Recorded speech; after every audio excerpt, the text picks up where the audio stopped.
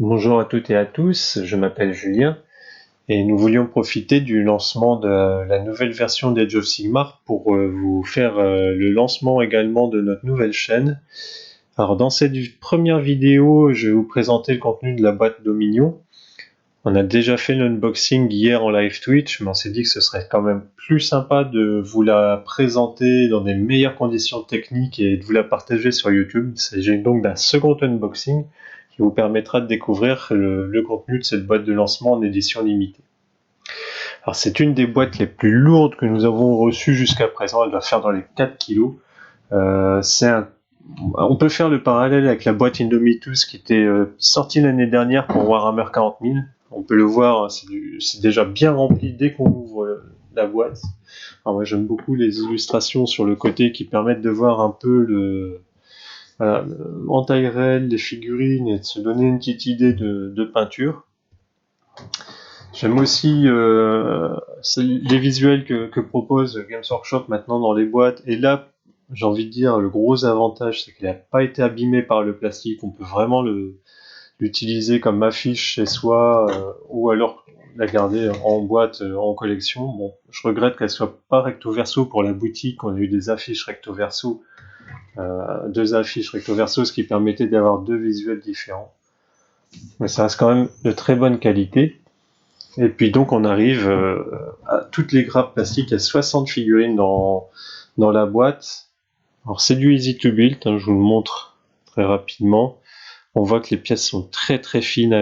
On a ici, par exemple, ici on a les têtes qui sont très très fines. Alors je pense que ça reste accessible. Ici on a une main par exemple. Voilà. Je pense que ça reste accessible même pour des personnes qui débutent dans le hobby. Il suffit de se munir d'une petite pince coupante, on assemble ses figurines, on les clipse, et puis dans l'heure suivante, on peut commencer à jouer. Au début, j'étais pas très fan de la nouvelle faction de Rook, les Cruel Boys, les Cruel Boys. Mais au fur et à mesure, quand je voyais donc là on a 2 grappes de ligne. Quand je voyais les photos sur Instagram et puis d'autres unboxings sur YouTube, je me suis pris au jeu et maintenant j'ai plein d'idées de peinture. Je trouve que leur histoire et puis leur environnement donnent envie de faire des choses, des décors sur les socles. Moi je pense à pas mal de produits qu'on a chez Green Stuff World qui me donnent des envies de faire des marécages, de mettre des résines, des choses comme ça. Les nouveaux Stormcast. Alors, eux aussi ont fait couler beaucoup d'encre. Ici, en fait, on s'est beaucoup interrogé de savoir si c'était compatible avec les anciennes versions. Alors, j'ai ressorti un Sekitor pour vous faire la comparaison. Et bon, voilà, clairement, je trouve que c'est pas choquant. C'est clair que les Stormcast sont plus fins. Mais il n'y a pas tout ce côté drapé qu'on avait sur les anciens et j'ai envie de dire voilà, si on a des unités qui sont côte à côte, c'est pas choquant quoi. Donc les Stormcast qui au départ m'avaient fait de l'œil et au final je pense que je vais craquer plutôt commencer la peinture par les nouveaux Uruk. Donc voilà, toujours 2 grappes d'unités. Donc ça, ces grappes-là d'unités, vous les retrouverez dans les futures boîtes de lancement qui vont remplacer les boîtes de lancement de la V2, qui étaient celles de la guerre des âmes et du nécroséisme. On va retrouver 3 boîtes de lancement avec ces figurines de ligne qui devraient sortir d'ici l'été ou la rentrée de septembre. Voilà. Donc je continue. Alors j'aime beaucoup les nouveaux boucliers. Alors j'aime pas beaucoup par contre le schéma de couleur adopté par Games Workshop pour leurs figurines et je pense que personnellement je vais les faire avec des peaux dans des tons beaucoup plus pastels et des boucliers dans les tons ocre avec des pigments beaucoup plus naturels que ce qu'a choisi Games Workshop.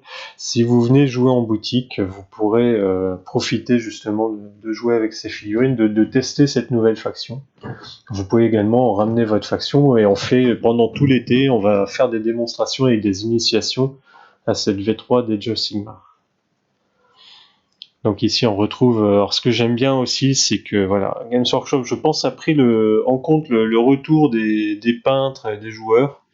Donc ici on a des choses qui permettent on voit ici des roseaux qui permettent d'agrémenter les socles, mais c'est pas obligatoire. C'est-à-dire qu'on peut se dire, là j'ai pas envie de mettre ça, j'ai envie de faire autre chose de mes socles. Pareil pour les Stormcast, on retrouve un peu ces grappes avec les pavés qu'on retrouvait dans la V2, qui permettent de garder quelque chose d'assez homogène entre les factions de la V2 et de la V3. Mais on peut le voir, alors, contrairement au Sekitor, où parfois on avait le pied qui était moulé sur le socle, là c'est pas le cas, et on peut très bien se dire, voilà, je coupe la tige ici qui permet de poser la figurine, et je pose sur un socle classique. Je sais que beaucoup de peintres ne raffolent pas de ces socles pré-texturés, parce que c'est compliqué à peindre, surtout quand on fait de la peinture d'armée, où on a besoin d'aller vite pour sortir rapidement une armée. Et ça ralentit toujours d'avoir des socles texturés. Donc beaucoup de peintres détestaient ça et préféraient avoir leur technique pour faire des socles homogènes. Bon, moi personnellement, je trouve ça classe d'avoir justement le choix, de pouvoir se dire, voilà, on trouve encore ici, vous voyez. Si je recule un peu, hop, voilà, on retrouve encore de quoi texturer les socles, et c'est une option en fait. Pareil, certains Stormcast arrivent avec 2 têtes et un choix, une option, soit tête casquée, soit tête non casquée. On le voit ici, par exemple, sur celui-là. Voilà, celui-ci a 2 options de tête. Donc ceux-là aussi, je pense qu'il y a des très bonnes choses à faire sur ça. Moi, il m'inspire beaucoup, ces Stormcast-là, avec ces grandes hallebardes. On a envie de faire du NMM ici, un métallique non métallique un peu bleuté, un peu qui sort des éclairs, et puis du tissé sur le manche. Enfin, voilà, ça donne envie de faire des choses très sympathiques.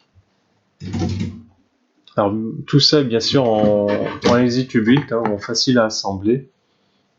Donc là, on retrouve le boss de la boîte.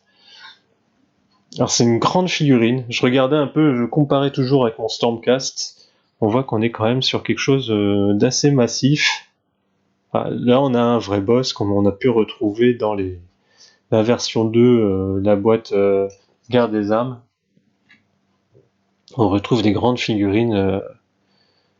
Et ce que j'ai bien aimé aussi, voilà, ça c'est une grande nouveauté de Games Workshop, on le voit ici, c'est que les arcs ont des cordes. Alors, moi qui étais joueur gobelin et je jouais des unités de 20 à 30 archers, je devais faire ça avec du fin fil de fer de loisirs créatifs, et je peux vous dire que sur 20 à 30 figurines, déjà c'est dur à faire, mais quand on joue plusieurs unités comme ça, c'était très compliqué. Et enfin, Games Workshop nous sort des arcs avec des cordes, ce qui est beaucoup plus dynamique.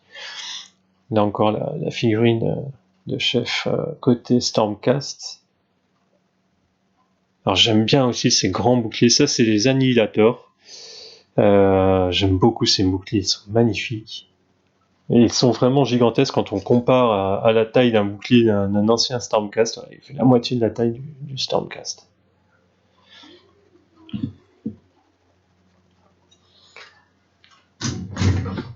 Et ici, la dernière grappe. Alors ici, c'est la chamane, le chaman plutôt côté Oruk. Shaman Cruel Boys, j'aime beaucoup cette figurine. Celle-ci aussi m'inspire beaucoup. Je pense qu'il y a beaucoup de choses à faire avec cette faction, en fait. Et puis, ce que j'ai apprécié aussi, voilà, c'est qu'on retrouve, comme je disais, le côté pavé des anciens Stormcast, mais aussi les Griffons qui permettent de lier aux anciennes factions, aux anciennes gammes de figurines.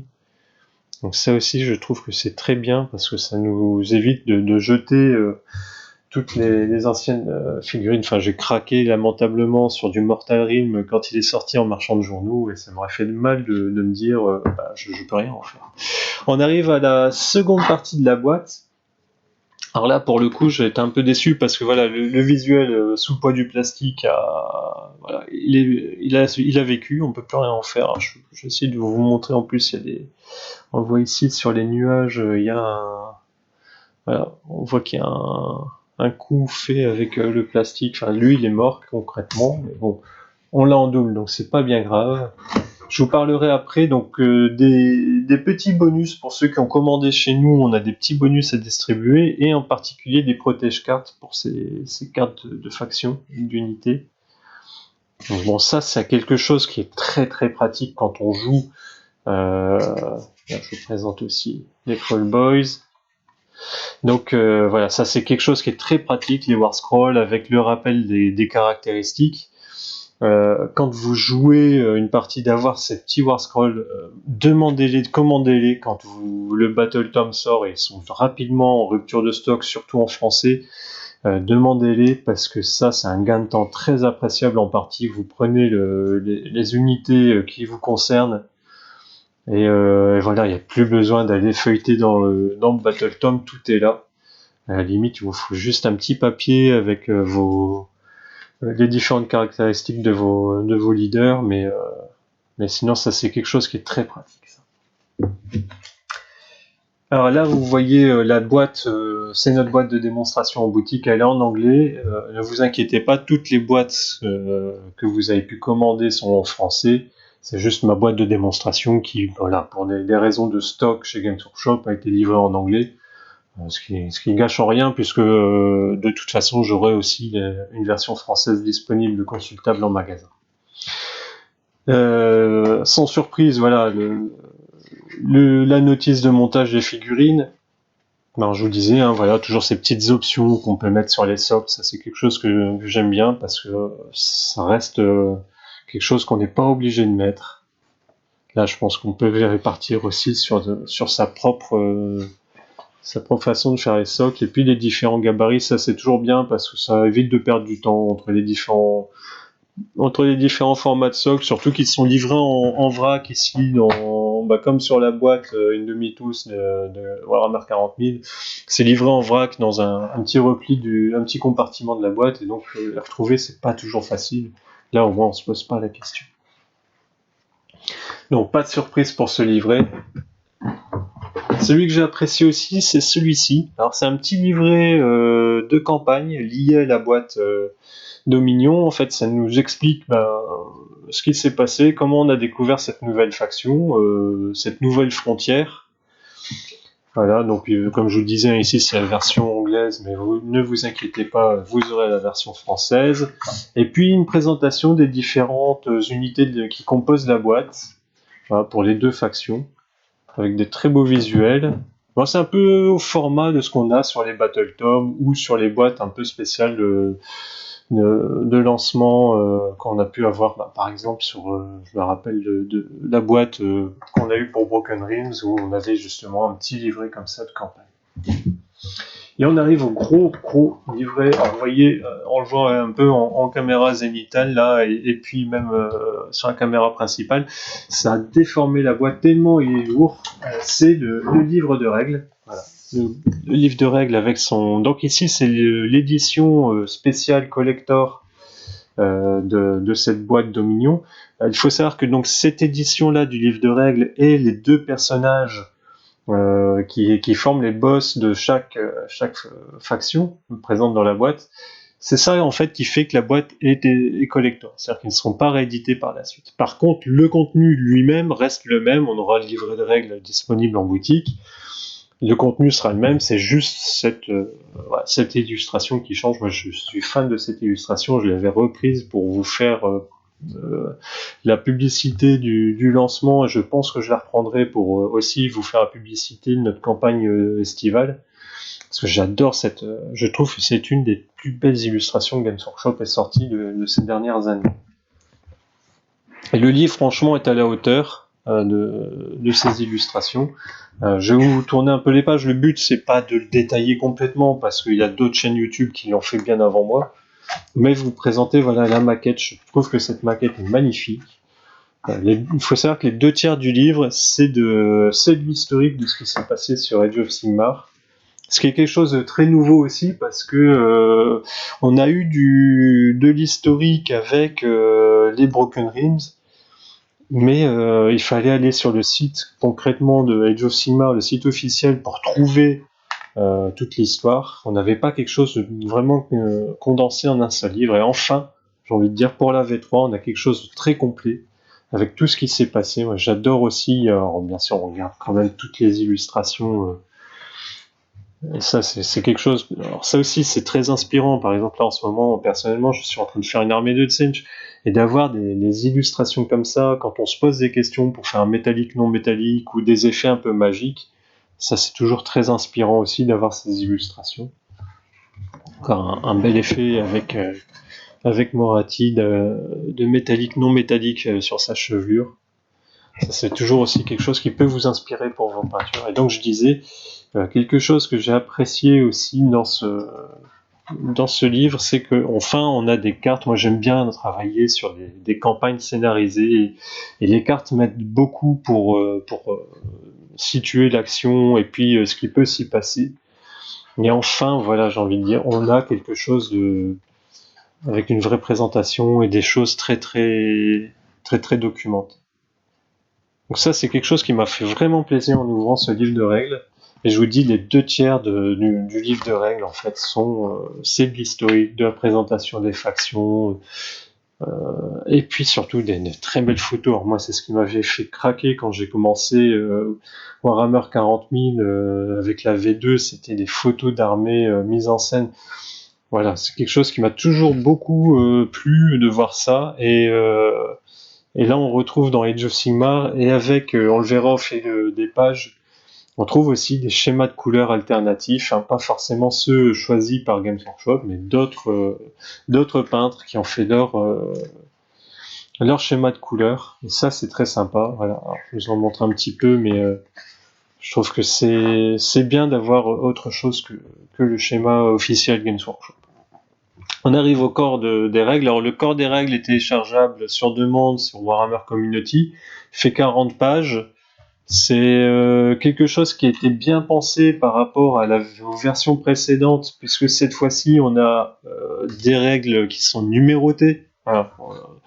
Avant, on allait au chapitre, par exemple, sur la phase des héros, et on n'avait pas de numéro. On pouvait pas dire à son partenaire de jeu, bah voilà, c'est dans tel chapitre. Non, je me souviens, par exemple, la dernière partie qu'on a fait, on cherchait une règle sur le lancement des sorts, et il y en a une partie qui était dans la phase de héros, puisque ça se déroule là, et une autre qui était propre aux sorciers. Rien n'était numéroté, donc on cherchait chacun dans notre coin et on n'arrivait pas à se comprendre. Voilà, maintenant on a quelque chose de numéroté, on peut se dire voilà, regarde dans tel chapitre, j'ai trouvé ça. Et puis toujours, dans ce que j'aime bien, c'est voilà, cette petite marge qui nous donne des explications, des illustrations, qui nous permet de mieux comprendre les règles. Ça, j'apprécie. Alors, je détaillerai pas les règles, je vous les présenterai quand vous viendrez jouer en boutique, pour ceux qui viendront. Et puis d'autres chaînes YouTube, je pense par exemple à OS Geek ou bien French War Game Studio, on fait des analyses qui sont très chouettes. Voilà, je reviens pas dessus. Il y a pas mal de changements et des choses qui, je pense, vont dérouter les anciens joueurs. Mais sinon, dans l'ensemble, je trouve ça très positif. En tout cas, pour ma façon de jouer, c'est que du positif. Parce que je joue beaucoup de petites unités, très rarement de la horde. Et je sais que ça, c'est quelque chose que les joueurs de horde ont été un peu surpris sur les changements. Et s'attendent justement à ce que ça vienne perturber leur façon de jouer. Ouais, toujours quelque chose de très bien illustré. Et puis, comme je vous le disais, hop, je vais un peu plus vite. Comme je vous le disais, voilà, par exemple, des schémas de couleurs alternatifs pour les armées. Ça, c'est quelque chose qui est très chouette aussi, qui donne beaucoup d'inspiration quand on part. La dernière chose que je pouvais vous présenter aussi, c'était donc le jeu narratif. Alors, il va y avoir un livre qui va sortir exprès, un journal pour le jeu narratif qui reprend toutes ces règles, qui vous permettra de suivre le déroulement de votre partie et de votre campagne. Et puis tout à la fin aussi, quelque chose qui me manquait sur les versions précédentes, c'est un index avec les principales règles. Voilà, c'est quelque chose qui est très pratique quand on est en cours de partie. Alors je pense que je le travaillerai moins avec le livre complet comme ça. Je pense qu'il sera plus pratique avec la version allégée de 40 pages, parce que lui, c'est quand même, voilà, il pèse quand même son poids à manipuler en partie. Voilà pour le tour de la boîte. Donc on arrive sur la fin, comme je vous le disais, ici on a les socles. Moi la boîte me sert, en tout cas celle d'Indomitus m'avait servi à ranger les figurines. Ici je mettais les figurines les plus fragiles. Et puis calé avec de la bulle ou bien avec du papier absorbant, je mettais des figurines et ça me permettait de les ranger. Et puis enfin, donc je vous présente pour ceux qui ont commandé chez nous les petits bonus que vous aurez. Donc j'ai déjà parlé des petits rangements pour vos cartes, vos War Scroll. Voilà, donc vous aurez un paquet comme ça de sleeves pour ranger vos War Scroll. En petit bonus également, alors je commence par celle-ci puisque je vous ai dit c'est ma préférée, c'est des petites cartes postales, voilà, de célébration de la boîte, de sortie de la boîte, de la V3. Donc ça c'est le bonus aussi. Et puis deux autres bonus, c'est le porte-clés Squig et le pins Warhammer Age of Sigmar. Donc ça c'est des choses que je vous enverrai pour ceux qui ont commandé chez nous, mais que je vous donnerai quand vous viendrez retirer votre commande. Alors ça c'est toujours sympa, il y en a un par personne. C'est toujours sympa d'avoir ça pour mettre soit à ses clés, soit au revers de son col. En fait, j'ai découvert moi en faisant mon projet professionnel que j'avais plein de joueurs de Warhammer autour de moi dans mon ancien travail que je ne connaissais pas. Et en fait, c'est en présentant mon projet qui m'ont dit ah ouais tu vas faire des Warhammer, mais écoute moi quand j'attends le train je fais toujours Warhammer qui est à Paris Gare de l'Est, j'y passe du temps, j'attends que mon train arrive et en fait j'ai découvert plein de joueurs alors que je ne savais même pas qu'on pouvait jouer ensemble. J'avais fait des campagnes moi avec d'autres collègues sur l'heure du midi, on se faisait des petites campagnes d'une demi-heure, trois quarts d'heure. Voilà, ben ça c'est le genre de choses qui vous permettront peut-être de trouver d'autres joueurs. Donc je vous remercie d'avoir regardé cette vidéo jusqu'au bout. Pour ceux qui veulent suivre le reste, et ben à partir de mercredi, on fait l'assemblage des figurines ensemble en boutique. Donc c'est de 15h à 18h, vous venez en boutique. Je vous passe le matériel et puis les figurines de la boîte et puis on regarde ensemble comment on les assemble. Faites-vous plaisir, vous pouvez venir et puis ça vous permettra de voir aussi la finesse des sculptures, la finesse des différentes parties de la figurine, mais aussi la facilité d'assemblage. Et puis j'espère beaucoup, j'espère vraiment pouvoir terminer la peinture de toutes ces figurines pour le 3 juillet et qu'on puisse se lancer donc durant tout l'été à des parties d'initiation. Si vous êtes de passage dans la baie du Mont-Saint-Michel, vous êtes les bienvenus. Nous sommes à Avranches et vous pourrez venir jouer, vous initier à la V3, découvrir le jeu pour ceux qui ne connaissent pas et puis pour ceux qui connaissent, venez avec vos armées et ce sera avec plaisir qu'on vous accueillera. Donc ça c'est notre table de jeu au format 44-44, on peut jouer jusqu'à 1250 points ensemble. J'ai quasiment toutes les grandes allégeances, hein. J'ai pas toutes les armées mais presque en boutique pour vous affronter, peintes. Donc faites-vous plaisir, prenez la faction qui vous plaît si vous voulez venir jouer en boutique. Et puis je trouverai toujours un petit moment pour vous affronter. Ça c'est une de mes grandes passions. Je vous souhaite une bonne continuation et puis à très bientôt. Au revoir.